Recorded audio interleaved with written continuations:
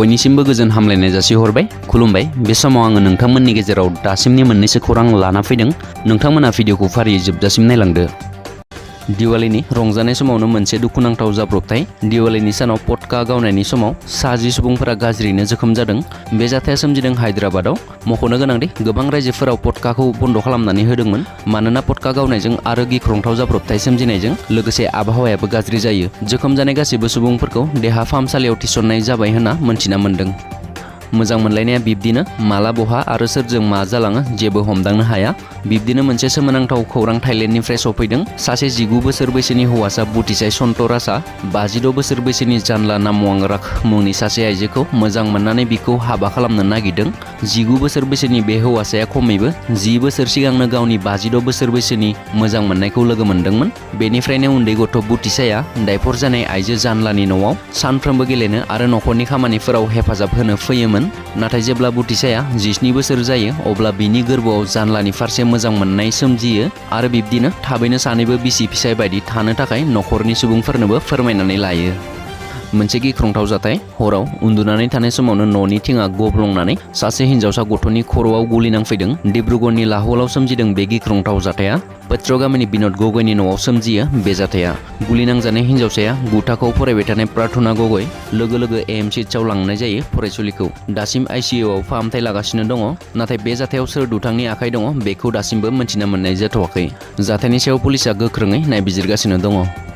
गावनि बिसिखौनो अत्याचार खालामदों सासे मुंदांखा फावखुंगुरा। रायजोफोरनि गेजेराव जोबोद मुंदांखा फावखुंगुरा। बे फावखुंगुरा जाबाय पाकिस्ताननि फिर'ज खान, जाय भारतनि गोबां सुबुंनिबो फेभराइट। नाथाय बे फावखुंगुरनि हेंथायै मोनसे अजद थिखांदों। गावनि बिसियानो बे अजदखौ होदों। इन्स्टाग्रामाव फट' शेयार खालामनानै फिसायनि गाज्रि आखुनि सोमोन्दै फोरमायदों बिसिया।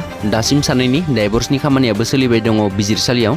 शेयार खालामनाय फट' आरो अजद बायदिब्ला फिर'जआ सानफ्रोमबो बिसिनि सायाव आखाइ दैखाङो आरो सानफ्रोमबो बुयो। बिसिया बे बुनायनि फट'खौ ससियेल मिडियायाव शेयार खालामदों। बबेबा मोनसे फट'आव मोखाङाव जोखोम जानाय, गुबुन मोनसेयाव बुजानायनि जाहोनाव बुगाना थानाय मेगन, बबेबा मोनसेयाव आखाइ आथिङाव मोदोमाव बुजानानै थैसाम खाना थानाय फट' शेयार खालामदों बिसिया। बेफोर फट'खौ ससियेल मिडियायाव आपल'ड खालामनाय उनावनो सोरगिदिं फिर'ज खाननि हेंथायै ट्रल खालामनो हमदों रायजो राजाफोरा। ओरैहाय पुलिसआबो जाथायनि सायाव नायबिजिरगासिनो दङ।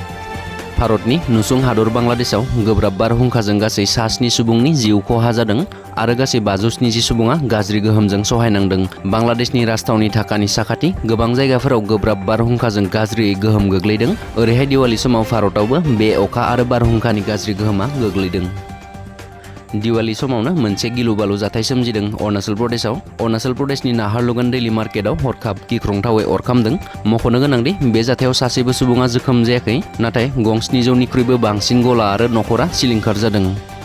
अरुणाचल प्रदेश लवार सियां जिल्लानि पटे गामियाव मैया दानि बिटिआरनि एमएलए दुलाराय बर' फरायसा आफादनि बारग' नेहाथारि लरेन्स इस्लारिया बड'फानि मुसुखा गायसनगोन जायगाखौ नायगिदिंफैदों।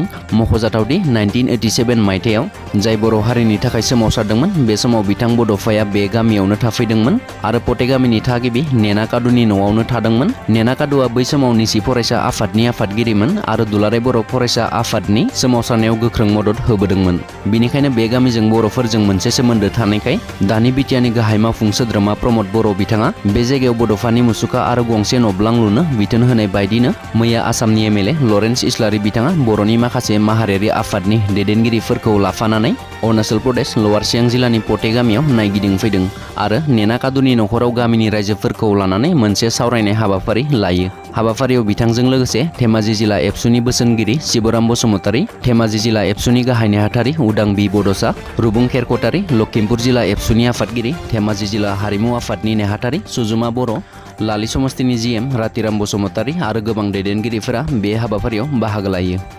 मैदेरजों थैनाय सुबुंनि न'खराव एसे राङारि अनसुंथाइ होफैदों इउपिपिएल दोलोनि पलिटिकेल सेक्रेटारि माधव छेत्री बिथाङा।